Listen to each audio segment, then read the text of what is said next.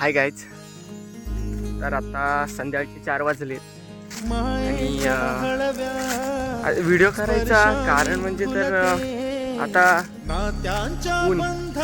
उन्हाचा पारा चढत चाललाय आणि पक्ष्यांना आणि प्राण्यांना प्यायला पाणी नाही भेटत.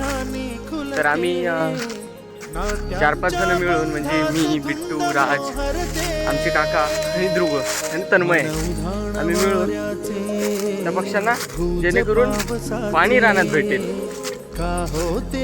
त्यासाठी आम्ही ते बॉटल किंवा खड्डा काढून पाणी त्याच्यात टाकणार आहोत. ते तुम्हाला मी दाखवतो ते आम्ही कसं का होते बेभान कसे गहिवरते मन उधाण वाऱ्याचे.